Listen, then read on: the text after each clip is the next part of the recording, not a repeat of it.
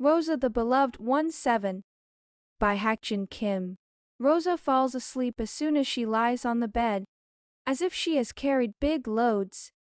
She sleeps deeply until the morning light shines on her face, and then her day starts with anxiety. While riding her bike, she thinks of Paul and Olivia all the way to school.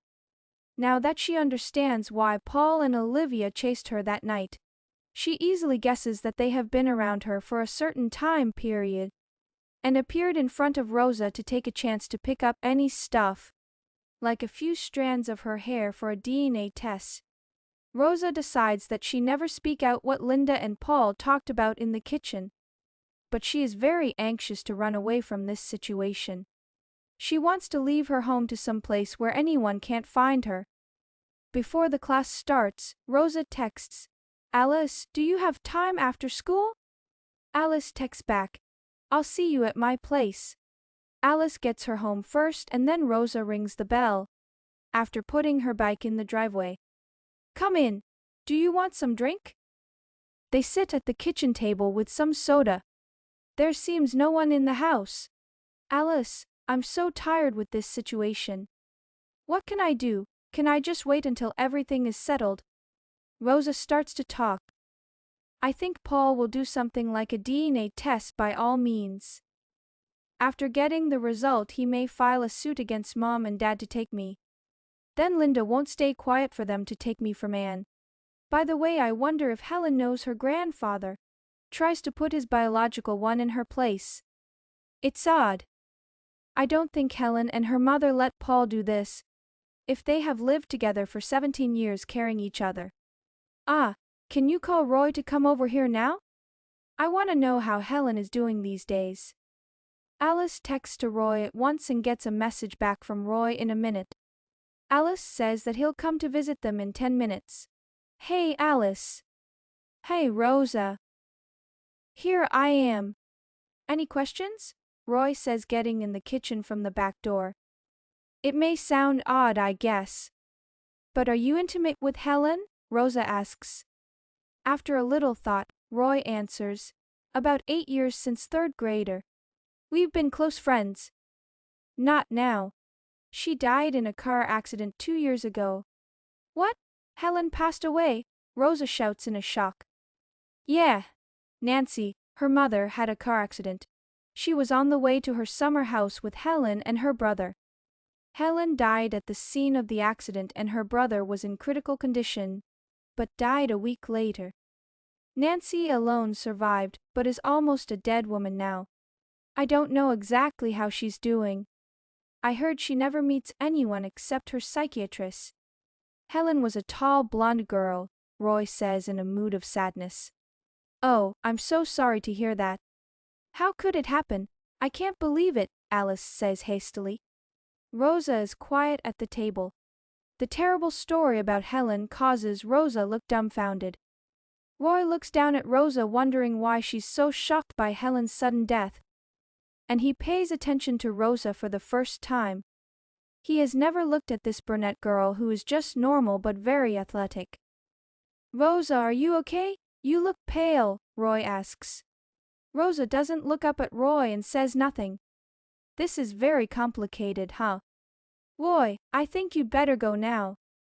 "We thank you so much for stop by," Alice says quickly. Roy grabs the door to leave, glancing worriedly at Rosa, and gets out of the house. There is a silence hung in the kitchen for a time. Though Alice and Rosa have not known Helen, her tragic death brings them to their senses. That explains this whole odd happening. The tragic accident almost destroyed Nancy's family. And Paul might find something about Helen like a blood type. With his money, he decided to turn him into a grandfather again by finding his biological descendant, who may be me, Rosa says with a sigh. "I think you are right. If Paul takes you to put in place in the future, your mom and dad have no offspring because Helen was gone." "What the heck is this?" Alice grinds out. They both are at a loss for words. Suddenly, Rosa covers her face with her hands and begins to cry.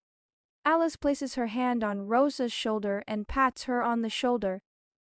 Rosa, the summer break is just around the corner. How about going somewhere for a rest? I'm gonna ask my mom if we can stay in her summer house. Let them do their jobs and you'd better stay out of them, Alice says. Rosa stops crying and says, Thanks, you are thoughtful. Two colorful birds are singing on a fig tree, which has grown tall enough to cover the window of Nancy's room. The birds always fly to the windowsill from its branches.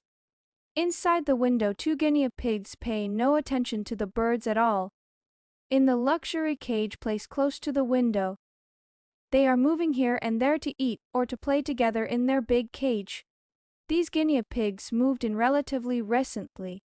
When Paul presented them to Nancy as a gift, Nancy wasn't pleased with them at first but soon began to open her mind to them. She stared at them for hours, and then shared affection with them when naming them after her late children. As she watched them moving minute by minute all day long, she could feel better and better.